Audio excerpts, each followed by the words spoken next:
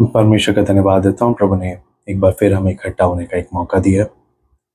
आज कलीसिया में अनुशासन के विषय में जब हम बात करते हैं तो मैं उन लोगों के बारे में बात करना चाहता हूँ कि परमेश्वर का वचन उन लोगों के विषय में क्या कहता है। कुछ ऐसे लोग होते हैं कलीसिया में जो कभी कभी प्रार्थना में आते हैं तो बहुत लेट आते हैं और प्रार्थना खत्म होते ही तुरंत भाग जाते हैं।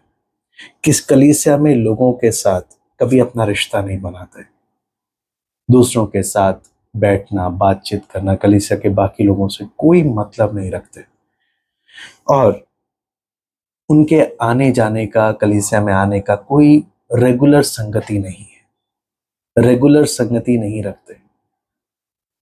कभी मन किया आ गए प्रार्थना में, कभी मन किया नहीं आए, है ना। अपने मूड के हिसाब से चलते हैं। तो परमेश्वर का वचन इसके विषय में क्या कहता है? क्या कलीसिया ऐसे व्यक्ति की जिम्मेदारी ले सकती है जो प्रार्थना में कभी लेट आता है, कभी आएगा तो जल्दी भाग जाता है, या कलीसिया में आते वक्त किसी से कोई रिश्ता नहीं रखता, या कभी मन किया तो प्रार्थना में आएगा, मन किया तो नहीं आएगा। उसको प्रार्थना से 10 काम, बहुत काम रहते हैं तो उसे प्रार्थना में आता ही नहीं है। तो परमेश्वर का वचन क्या ऐसे व्यक्ति के विषय में कहता है और परमेश्वर के वचन के अनुसार कलीसिया का अनुशासन क्या होता है? जब हम उसको देखते हैं तो मैं आपके सामने कुछ आयतें रखना चाहता हूं। पहला यूहन्ना 4 अध्याय 20 और 21। पहला यूहन्ना 4 अध्याय 20 और 21। यदि कोई कहे मैं परमेश्वर से प्रेम रखता हूं और अपने भाई से बैर रखे तो वो झूठा है, क्योंकि जो अपने भाई से जिसे उसने देखा है प्रेम नहीं रखता तो अब परमेश्वर से भी जिसे उसने नहीं देखा प्रेम नहीं रख सकता।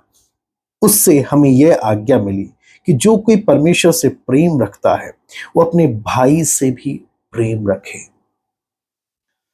तो सबसे पहला बात, जब एक व्यक्ति कलीसिया में रेगुलर नहीं आता, हर एक विश्वासी का संगत प्रार्थना में आते वक्त एक जिम्मेदारी है। कलीसिया में बाकी लोगों के प्रति एक जिम्मेदारियां होती हैं। लेकिन जब कुछ लोग होते हैं जो प्रार्थना में कभी लेट आते हैं, कभी तुरंत जल्दी से निकल जाते हैं, कभी कलीसिया के बाकी लोगों से कोई मतलब ही नहीं रखते हैं, या मन किया तो प्रार्थना में आ गए, मन किया तो नहीं आए, ऐसा स्वभाव लेकर चलते हैं कई लोग।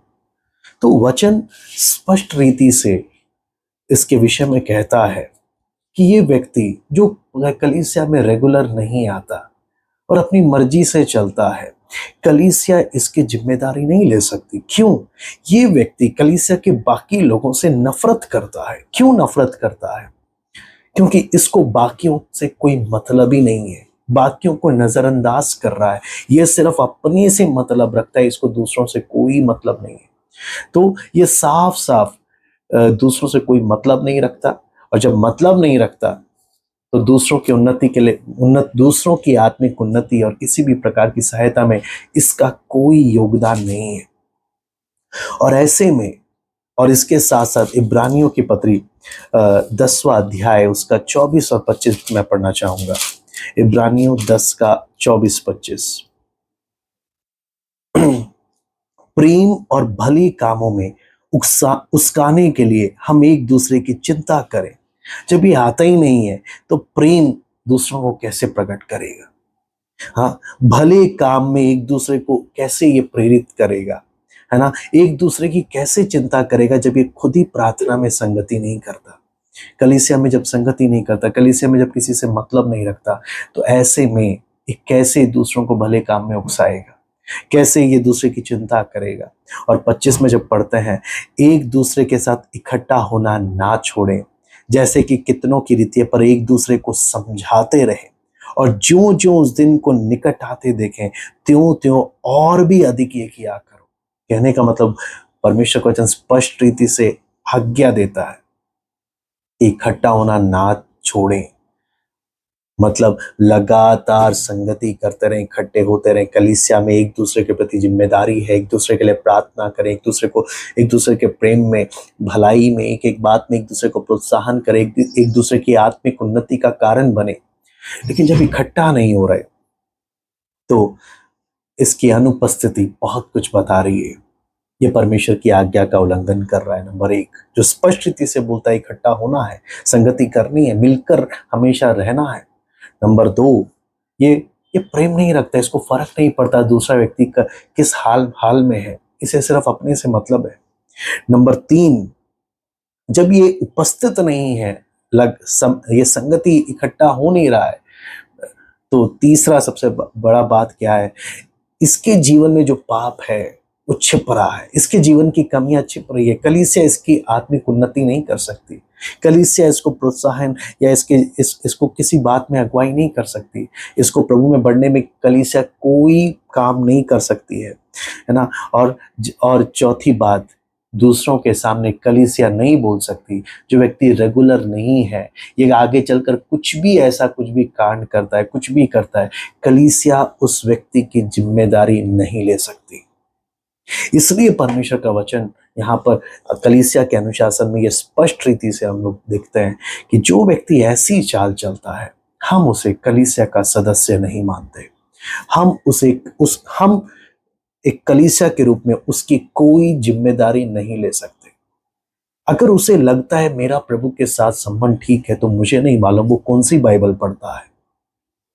क्योंकि परमेश्वर के वचन में हर एक विश्वासी को जिम्मेदारी दी गई है, और वो जब अपनी जिम्मेदारी नहीं निभा रहा, प्रभु के वचनों का साफ साफ उल्लंघन कर रहा है, कैसे बोल सकता है मैं प्रभु के साथ सही चल रहा हूं? कैसे वो परमेश्वर के वचन का पालन कर रहा है? तो ये सारी बातों से हम जब ऐसे कलीसिया में जब ऐसा व्यक्ति जब करता है कोई, हम एक बार समझाते हैं, दो बार समझाते हैं, कलीसिया के सामने बात रखकर प्रार्थना करते हैं, लेकिन देखते हैं अगर वो फिर भी नहीं मान रहा, तो लास्ट कदम कलीसिया लेती है, इस स्पष्ट रीति से घोषित कर देती है, ये व्यक्ति हमारी कलीसिया का सदस्य नहीं है, हम किसी भी रीति से इसकी कोई जिम्मेदारी नहीं लेते। तो आप समझ सकते हैं कितना गंभीर विषय है।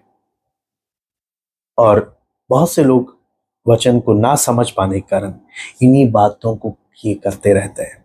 तो ये एक एक विषय पढ़ाने का अर्थ यही है कि आने वाले समय में हर एक व्यक्ति अपने जीवन में अपने एक एक बात में चौकन्ना रहे कि हम किसी रीति से परमेश्वर के वचन के विपरीत जीवन ना बिताएं, बल्कि अपनी जिम्मेदारियों को समझते हुए प्रार्थना पूर्वक पवित्रताई में एक दूसरे को प्रेम करते हुए, एक दूसरे को प्रोत्साहन देते हुए, एक दूसरे को समझाते हुए प्रभु में बढ़े, एक दूसरे की उन्नति का कारण बने।